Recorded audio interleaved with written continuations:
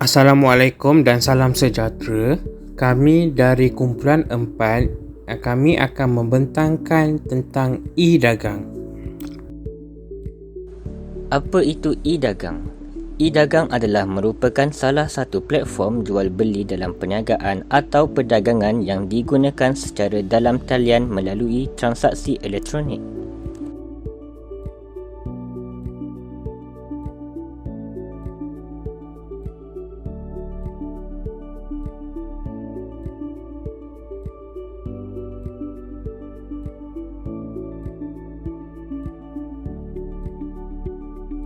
Seterusnya adalah latar belakang e-dagang. E-dagang diperkenalkan pada tahun 1994 dan dianggap sebagai salah satu kemudahan perdagangan. Suatu ketika dahulu, ianya bertujuan untuk menghantar dokumen komersial sahaja. Namun pada masa sekarang, ianya digunakan secara meluas untuk pelbagai servis perkhidmatan dan barangan tertentu. E-dagang juga dikenali sebagai electronic commerce, e-commerce atau perdagangan elektronik.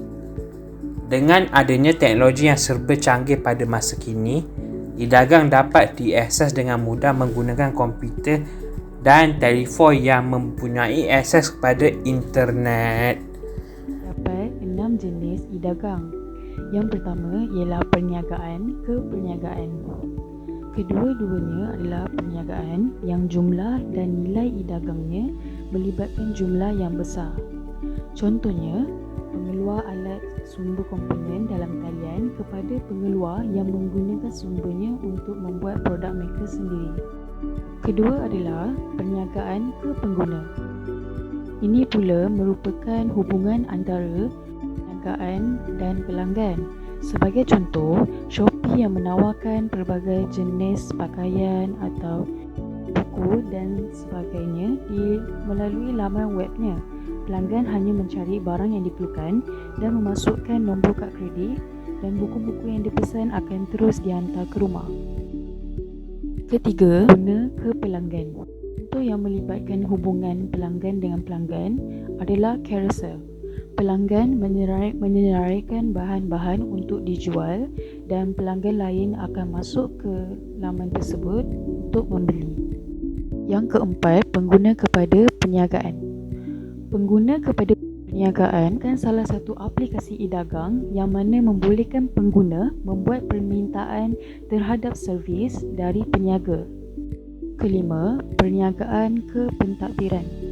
Jenis e-dagang ini berlaku apabila transaksi dilakukan secara dalam talian antara syarikat dan pentadbiran awam. Yang keenam ialah pengguna ke pentadbiran. Sebagai contoh, borang dan pembayaran penyata cukai.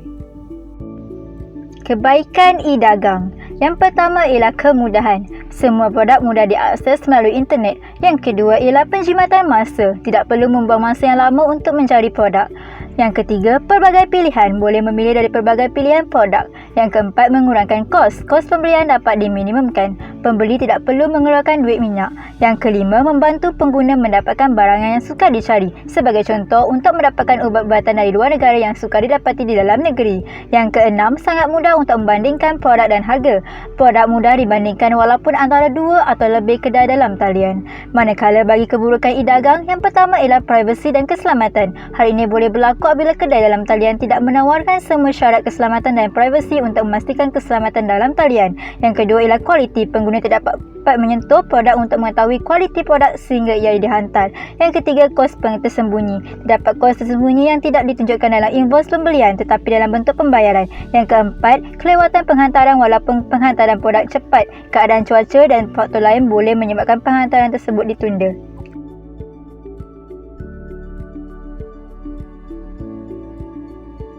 Bagaimana pula e-dagang menurut kacamata Islam dari segi syarak, rukun ketika menjalankan transaksi di atas talian ini? Jual beli dalam bahasa Arab bermaksud jualan yang ditentukan oleh harganya. Ianya juga bermaksud menjual dan mengganti dan menukar sesuatu dengan sesuatu yang lain atau menukar barang dengan barang. Rukun jual beli pula terbahagi pada 4, iaitu penjual, pembeli, ijab kabul dan barang yang dijual. Pendapat lain juga ada yang mengatakan bahawa terdapat 3 rukun penting dalam akad jual beli, iaitu pihak mengikat kontrak ijab dan kabul dan barang jualan serta harganya, dan penjual dan pembeli bebas membuat pilihan ketika mengikat kontrak dan tidak akan terjadi akad sekiranya dipaksa. Namun, bagi penggunaan e-dagang pula, terdapat pelbagai isu yang memerlukan penelitian secara terperinci. Pertama, isu bentuk kontrak e-dagang. Bentuk kontrak sama ada melibatkan kontrak secara berlafaz, bertulis, perbuatan dan isyarat merupakan isu yang sering dikaitkan dengan e-dagang dan perniagaan atas talian yang menggunakan komputer atau telefon bimbit sebagai perantara dalam melakukan transaksi e-dagang. Justru itu, kontrak yang berlaku boleh dikira sebagai kontrak secara bertulis kerana pembeli dan penjual berinteraksi melalui komputer atau telefon bimbit dan setiap data tersebut boleh dicetak. Bahkan para ulama terdahulu juga telah menjelaskan bahawa bertulis atau bercetak merupakan antara salah satu bentuk kontrak. Seterusnya, isu barang jualan e-dagang. Persoalan berkaitan dengan barang jualan e-dagang iaitu hukum melakukan kontrak ke atas barang yang gaib dan hukum melakukan kontrak ke atas barang yang masih tidak wujud. Terdapat pelbagai pandangan daripada para ulama dan menurut mazhab Hanafi, sesiapa yang membeli sesuatu barang yang tidak dilihat, maka jual beli tersebut adalah sah dan mempunyai hak bagi meneruskan jual beli tersebut.